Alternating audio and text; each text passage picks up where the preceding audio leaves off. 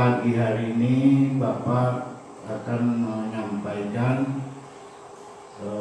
materi yaitu cara belajar yang efektif atau cara belajar yang baik. Sebelumnya Bapak ingin memperkenalkan diri dulu. Nama Bapak yaitu Husain MS, lahirnya di Tarakan atau Pulau Tarakan 4 April 1964. Alamat sekarang itu di Jalan Beluan atau Jalan Gunung Harapan ya. Jadi itu sekilas tentang Bapak. Kalau jadi guru ya memang sudah sejak muda sampai tua begini itu sudah jadi guru ya. Jadi anak-anak sekalian, dalam melanjutkan pendidikan di SLTP, anak-anak sekalian harus punya persiapan. Ya mungkin persiapannya itu ya untuk diri sendiri. Yang perlu anak-anak ketahui itu adalah diri kalian sendiri. Pertama, anak-anak sekalian itu harus punya cita-cita atau angan-angan atau keinginan. Jadi keinginannya itu nanti mau jadi apa. Nah, sehingga dengan adanya keinginan itu membuat anak-anakku menjadi semangat, terutama dalam menuntut ilmu ya. Jadi kalau di SLTP TU2 atau unggulan terpadu 2 ya, yaitu memang ada hal-hal khusus yang perlu anak-anakku persiapkan di dalam menempuh pendidikan di sana ya. Karena kita membicarakan tentang belajar itu bukan hanya pelajaran tok saja, misalnya IPS, IPA, bahasa Indonesia dan seterusnya. Belajar itu banyak ya. Makanya di SLTP itu atau lembaga itu disebut lembaga pendidikan. Jadi sebelum kita ke sana, persiapan kita itu harus ada ya. Yang pertama, niat kita atau keinginan kita itu betul-betul mau belajar, sehingga memacu semangat kita untuk mengikuti pelajaran ya. Jadi sekali lagi masalah belajar, pengertian belajar itu artinya kita itu berusaha menambah pengetahuan ya, atau meningkatkan kemampuan yang tadinya berhitungnya masih kurang, itu ditingkatkan lagi ke SMP. Sebenarnya SD itu lanjutannya itu adalah SMP.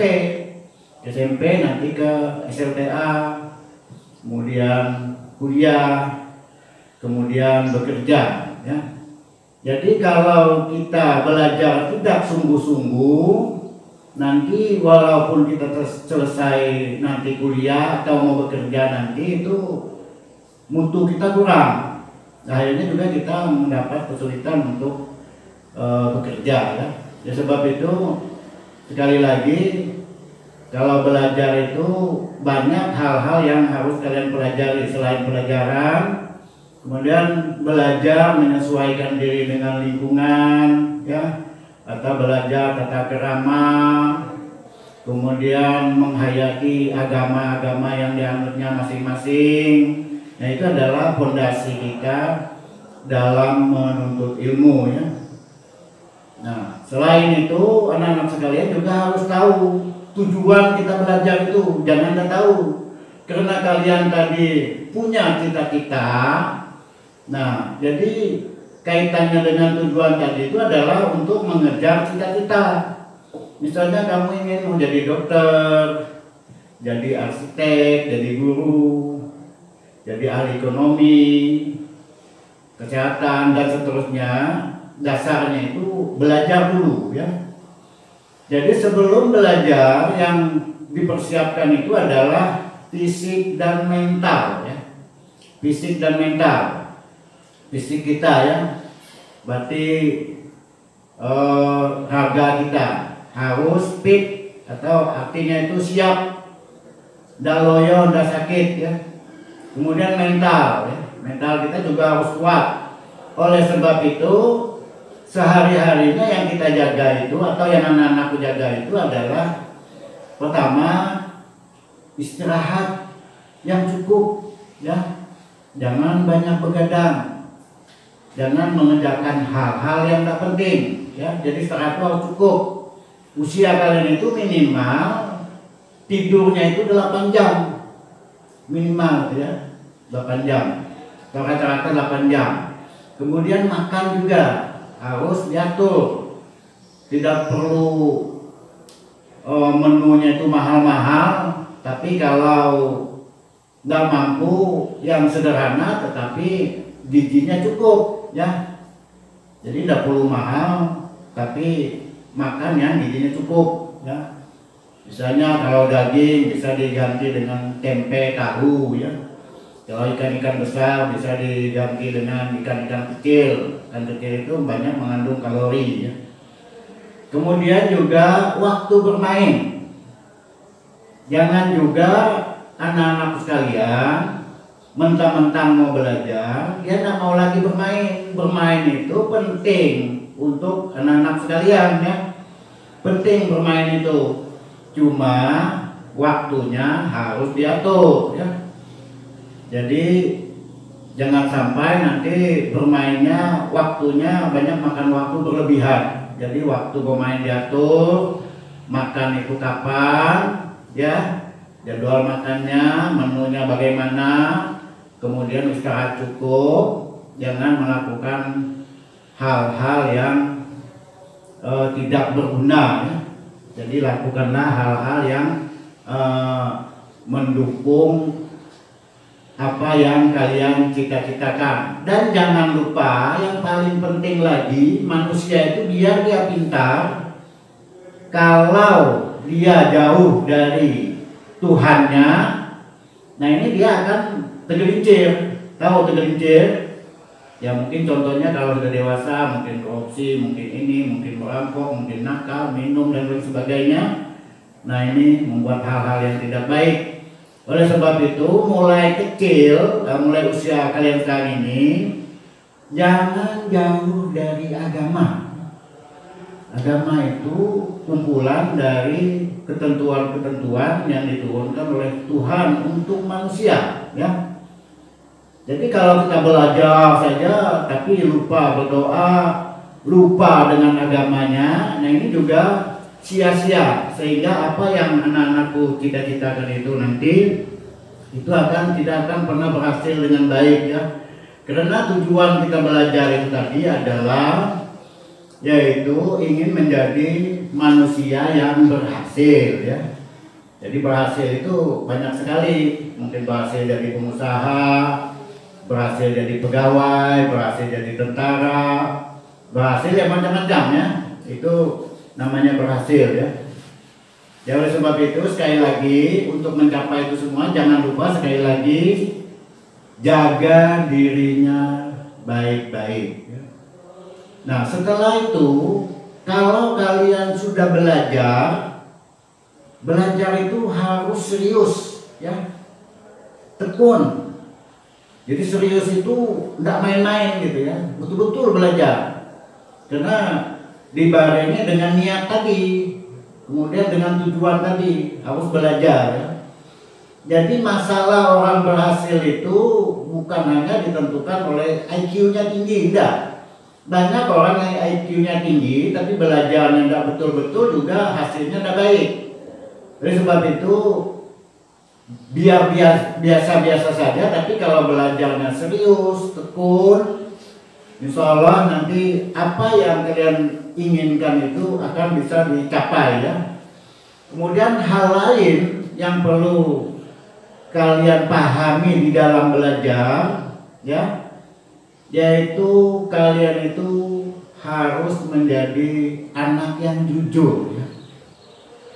Jadi jujur itu selain jujur di dalam lingkungan, jujur dengan orang tua, ya, jujur dengan pelajarannya sendiri, ya. Karena kalau kalian tidak jujur dalam belajar, maka hasilnya fatal, ya. Jadi sia-sia juga. Misalnya belajarnya pura-pura tahu, padahal nggak tahu, itu kan artinya tidak jujur, ya. Diberi tugas dan dikerjakan dengan baik, tetapi menyontek, ternyata menanyakan orang lain. Nah, itu ciri khas yang tidak jujur, ya. Yang lain lagi, yang tidak jujur lagi, kalau bergaul dengan teman, ya dikhawatirkan nanti barang-barang temannya nanti akan diambil. Oleh sebab itu, mumpung masih usia kalian begini itu, sikap jujur itu harus ditanamkan mulai sekarang, ya. Jadi keberhasilan manusia itu bukan hanya dia harus jadi ini jadi itu juga, harus juga jujur, ya. Jujur pada lingkungannya, jujur pada Tuhannya, jujur pada dirinya sendiri, ya. Oleh sebab itu, sekali lagi anak-anak sekalian, kalau belajar itu harus jujur dengan sendirinya, jangan berbohong, ya. Nah itu pentingnya kejujuran tadi. Nah kalau kejujuran ini kalian amalkan terus, suatu saat kalian akan menjadi orang yang jujur. Misalnya kerja yang jujur, jadi pejabat yang jujur, jadi guru yang jujur, dan seterusnya. Kemudian yang berikutnya yang perlu kalian paham lagi atau perlu kalian laksanakan itu adalah kalian belajar itu ada kalanya juga memerlukan teman diskusi, ya. Teman diskusi. Artinya itu kalian harus membentuk suatu kelompok, ya. Sehingga dengan satu kelompok itu bisa kalian memecahkan suatu masalah yang dianggap sulit, ya. Karena perlu diketahui bahwa manusia itu kadang-kadang kemampuannya berbeda atau kesempatannya berbeda, ya, atau waktu belajarnya berbeda, atau yang dipelajarinya juga berbeda. Nah, kalau pada saat dianjurkan berkelompok, maka kalian gunakan belajar kelompok itu dengan baik dan penuh disiplin, ya. Jadi belajar berkelompok dengan baik dan penuh disiplin. Kemudian kalian juga bisa saling isi mengisi kekurangannya masing-masing, ya. Karena manusia ini tidak ada yang sempurna. Oleh sebab itu sekali lagi, kalau kamu nanti belajar kelompok, jangan sampai nanti kamu merendahkan temanmu. Mungkin hal tertentu dia tidak bisa, tapi hal lain dia bisa, ya. Nah begitu juga kita. Ada yang kita bisa, ada juga yang kita tidak bisa. Ya, oleh sebab itu, itulah gunanya belajar kelompok tadi, ya. Jadi belajar kelompok itu harus dimanfaatkan sebaik-baiknya. Jangan sampai dipergunakan untuk bermain, ya. Nah kalau dipergunakan untuk bermain, nanti waktu kalian juga sia-sia, ya. Jangan sampai nanti kalian menjadi siswa masuk di SMP TU 2 ini 0, keluar juga 0, ya. Masuk di SMP tahunya bahasa Inggris yes no saja, keluarnya juga yes no, tidak ada perubahan sama sekali. Nah ini dampaknya besar sekali kalau kalian melanjutkan. Nah ini kalian akan tahu dampaknya, ya. Nah oleh sebab itu sekali lagi belajar kelompok itu yang betul-betul, ya. Kemudian yang penting juga yang perlu kalian perhatikan itu adalah kalau sudah masuk di kelas, ya, sudah berdoa, sudah menghormati atau menghargai gurunya. Kalau gurunya sudah ngomong, sudah menjelaskan pelajaran, yaitu didengar baik-baik. Konsentrasinya ke depan, didengar baik-baik, ya.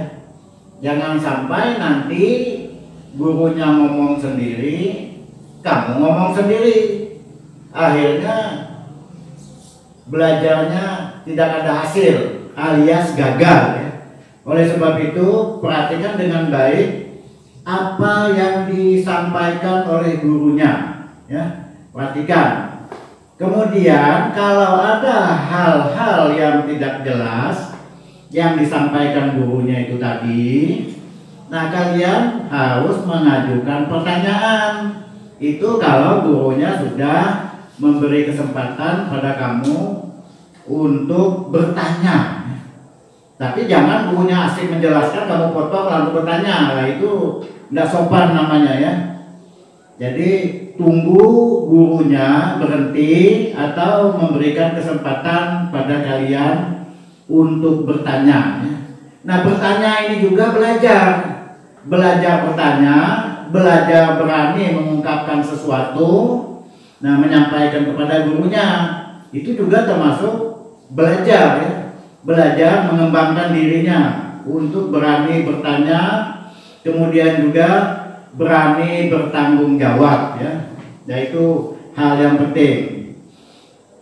Selain itu yang perlu anak-anak perhatikan, yaitu seandainya, ya, setelah selesai pembelajaran di kelas, nah kemudian biasanya guru itu memberikan tugas atau dikenal dengan PR, ya, atau pekerjaan rumah.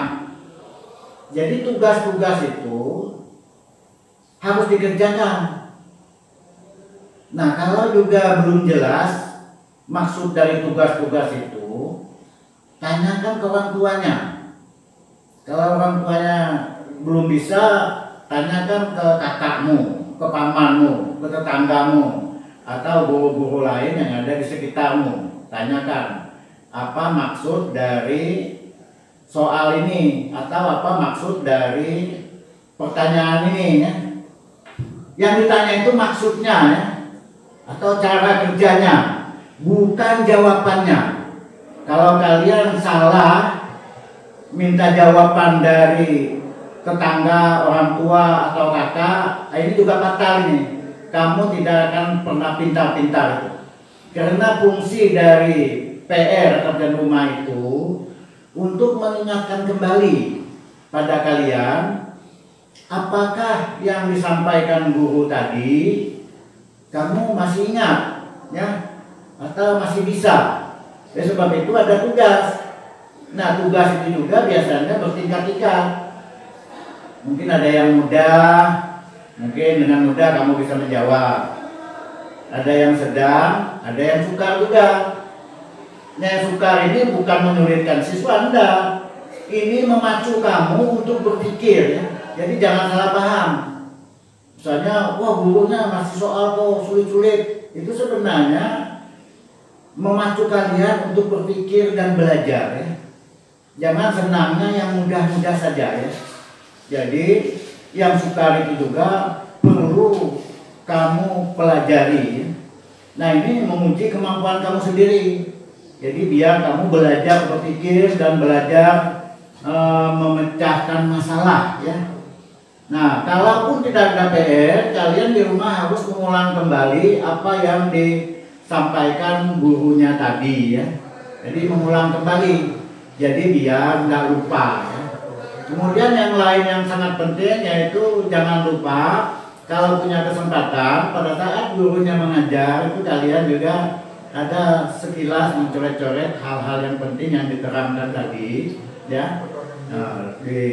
Dibuat ringkasan atau rangkuman atau catatan penting. Nah, itu nanti sebagai pengingat kalian, ya. Nanti kalau nanti lupa, ya. Nah, itu hal-hal yang perlu kalian perhatikan di dalam proses pembelajaran, ya.